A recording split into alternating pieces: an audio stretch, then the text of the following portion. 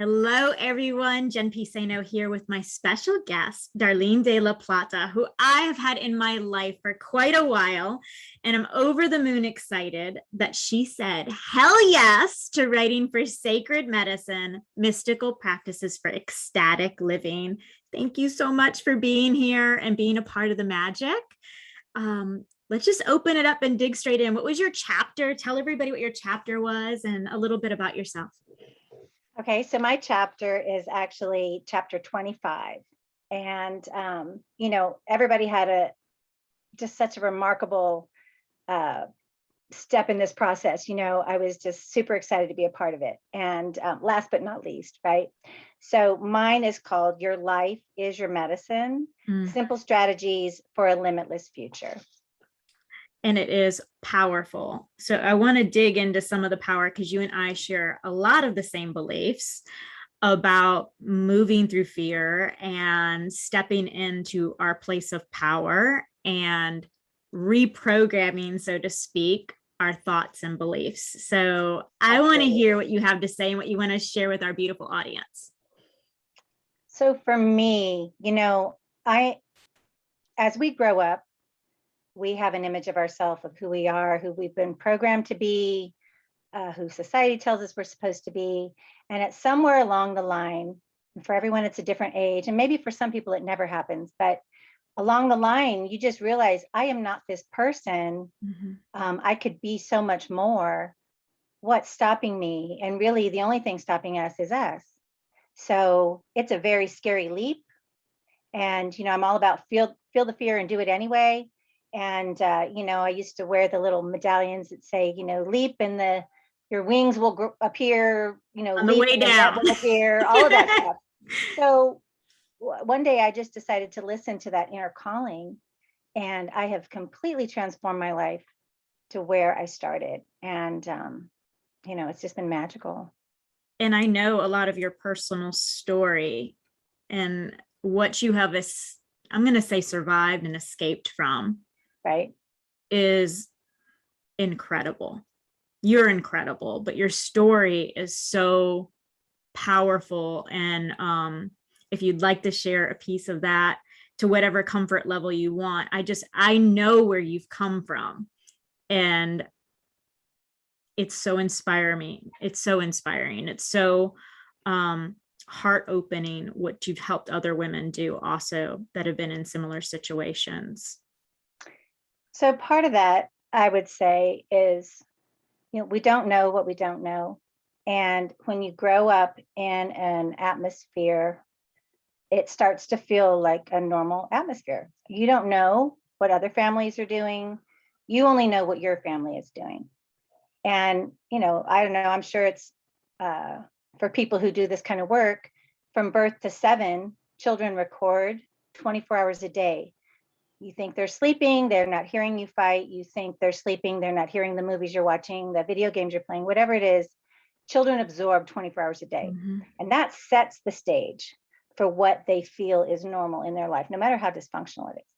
And so I grew up in a pretty radically unhealthy environment. My parents weren't drug addicts, but they were teenagers. And so there was just an unhealthy level of, I'm going to say, maybe hormonal imbalance, we're going to call it, where there was a lot of lashing out and finger pointing and violence to some pretty significant extent. And so I grew up and I ended up having that, first as a relationship that culminated in a lot of emotional dysfunction and emotional violence. He never laid a hand on me, but he was very emotionally abusive, and that transferred into a physically violent husband. And then, those violent escapades just escalated along in my life until one day I was just like, wait a minute, time out. What is, causing all of this? And the only thing I could change is me. So I started there. Mm-hmm. And you remember that it was like a flip, right? From one day to the next, it just hit home. Yeah. One day, I have a lot of spiritual hearing that goes on in my life. And I got a very clear message that I have to leave right now. And it was extremely dangerous for me and for my children. And I basically prayed for a miracle. A miracle showed up within 24 hours, and I was on the road, and I was running away from home. And that's how I ended up in Georgia. So it really was the beginning. I mean, the fear didn't stop there, you know. The fear kept going, like, okay, what are you doing? Is this the right thing? Wait, is there such a thing as peace? How can you have peace? What does that even look like? I never experienced it, you know? And this was a So, leap of faith for you, right? Like you just took off. yeah, I took Yeah. off. I took off during a hurricane, and evacuated, 1,000 miles away, and then started my life over. I thought I was here for a visit, and it really ended up being for a lifetime. I raised my children here, and they've all gone and moved off to other places. Mostly my oldest is still here. And it's just been a remarkable journey that I look back at the woman that I was, uh, living in Southern Texas. And I don't recognize who that woman is. And I mean, I understand her, but that is no longer anything about who I am. I broke the ancestral loop of what that looks like. There's a huge ancestral loop at play here with not just violence, but abuse and subservience, for both men and women. I'm going to say it usually shows up in the women. However, if you look at generational subservience, there's slavery, there's the Trail of Tears, there's all these other attributes for men and women. And generationally, that comes down and plays in your ancestral loop and becomes a part of you until you consciously choose to step out of that. Which is exactly what you did. Mm-hmm. And because of that, what would you like to tell everyone? Like, I know you've got so much medicine in your toolbox, but for this in particular, of you changing your mindset and reprogramming and choosing and making those choices to bring the unconscious conscious, what would you tell people would be an easy way to start, just to start? So we have a lot of help at our disposal, and we don't have, we're not having access to it because we're not asking for it. There is free will in this life, and the helpful parts of what's available to us don't just step in and take over our life, because then that's not free will. So we have to know that we can even ask. And whatever your spiritual beliefs look like for you, for some people it's God, for some people it's something else, but you have to ask for help. Number one, from what I'm going to say, the invisible realm. It's a whole nother conversation, but we are 99% invisible. We are 1% physical, maybe less. And so much of our help comes from the invisible part of who we are. And a lot of it is already inside of us. We're just not accessing that door. Those doors are locked in the hallway of, our help center. So I'd say you have to ask and be willing to be afraid, because what's on the other side is just absolutely fantastic.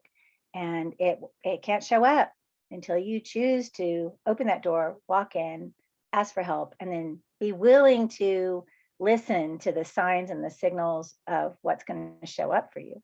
The trust. And it's always so much more majestic and magnificent than we could ever imagine in our human minds, I feel.